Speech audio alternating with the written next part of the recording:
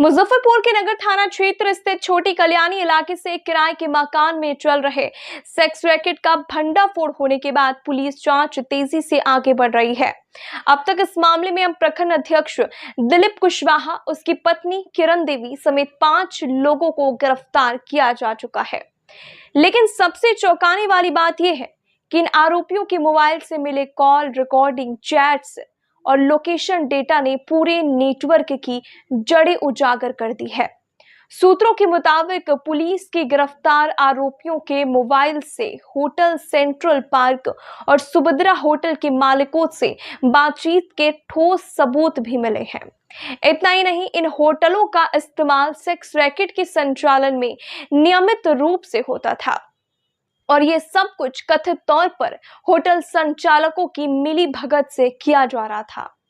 Mobile जांच में क्या मिला? होटल मालिकों से कई बार कॉल और चैट, कुछ कॉल्स की रिकॉर्डिंग भी हाथ लगी है। लोकेशन डेटा से होटल में रुकने की पुष्टि, ग्राहकों के नाम और समय का विवरण भी मौजूद। पुलिस अब होटल मालिकों की तलाश में संभावित ठिकानों पर ताबड़तोड़ छापेमारी कर रही है। गिरफ्तार आरोपियों से पूछताछ में होटल के ग्राहकों को लाने और वहां ठहरने की बात स्वीकार कर ली गई है। लेकिन अब सबसे बड़ा सवाल, क्या होटल संचालक जानबूझकर इस गैर धंधे का हिस्सा थे? ये सिर्फ उनकी सुविधाओं पर का गलत इस्तेमाल हुआ है। पुलिस इस पूरे मामले की तह तक पहुंचने की कोशिश में जुट गई है और जल्द ही कुछ और बड़ी गिरफ्तारियां भी हो सकती है। वरीय पुलिस अधीक्षक के निर्देश में पहले भी अभियान हुए हैं कि जिसमें होटल है, मकान मालिक है, उनको जागरूक करने के लिए अभियान चलाया गया था। उसी उसमें कांड प्रतिवेदित हुआ है हमारे यहाँ जो नगर थाना कांड संख्या 300/25 है। उसमें हमने 5 अभियुक्तों को नई हिरासत में भेजा है। ये कांड अवैध देह व्यापार अधिनियम के तहत हम लोगों ने दर्ज करते हुए उनको नई हिरासत में भेजा है। उसमें 2 होटल, जो कि एक सेंट्रल पार्क है जो गौड़िया बाजार स्थित है, दूसरे सुभद्रा पैलेस है जहाँ भी हम खड़े हैं, जिसको अंतिम में हम सील कर रहे हैं। उनके जो मैनेजर हैं उनको हमने एक हिरासत में भेज चुके हैं और इनके जो मकान है कल्याणी के पास जहाँ से पीड़िताओं को मुक्त कराया था हमने, उसके मालिक को और होटल के दोनों मालिकों को लोगों ने अभियुक्त बनाया प्राथमिकी में। और आज ये कार्रवाई उसी के आगे अग्रिम कार्रवाई करते हुए महज 48 घंटे हुए हमें उन्होंने न्यायिक हिरासत में भेजे हुए।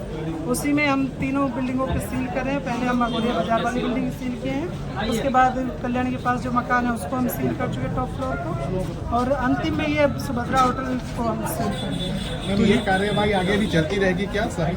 अभी हमारी इन्वेस्टिगेशन ऑन है। अभी जो चीज़ें आएंगी और किसी की संलिप्तता मिलेगी किसी होटल की किसी और की, हम उस पर भी न्यायिक कार्रवाई ऐसे ही करेंगे। एक मैसेज है कि होटल मालिक का वो सतर्क रहें। सिर्फ कमाना आपका ध्येय नहीं है, समाज के प्रति आपका दायित्व भी है कि आपके यहाँ कोई गैर कानूनी कार्य करने वाली, गतिविधि करने वाले जो अपराधी हैं उनको शरण ना मिले, या आपके होटल की उसमें नकाबपोशी में देह व्यापार जैसा संज्ञेय अपराध ना हो। ऐसा तो घरों से भी हो सकता है, तो उसको लेकर वेरिफिकेशन भी क्या? घरों से मकान मालिक या जो लॉज चला रहे हैं, स्पेशली जो लॉज चला रहे हैं या अपने फ्लोर जो रेंट पे दे रहे हैं, एक तो रेंटर वेरिफिकेशन का एक प्रोविज़न होता है, क्योंकि सिर्फ पैसा लेना या मकान किराया लेना ही आपका काम नहीं है। रेंटर वेरिफिकेशन कराइए, जिसके तहत लोकल थाना को आप उसकी सूचना दीजिएगा, उसके डॉक्यूमेंट दीजिएगा। प्रॉपर एक डॉक्यूमेंटेशन होनी चाहिए कि इस रूम में इस डेट से इस डेट तक ये आदमी रहा है, उसका आधार, पैन कार्ड, जो बेसिक जो उसके डॉक्यूमेंट्स हैं वो लें और उसको लोकल थाना से वेरीफाई कराएं कि क्या उस पर कोई आपराधिक इतिहास है। उसका अगर इतिहास है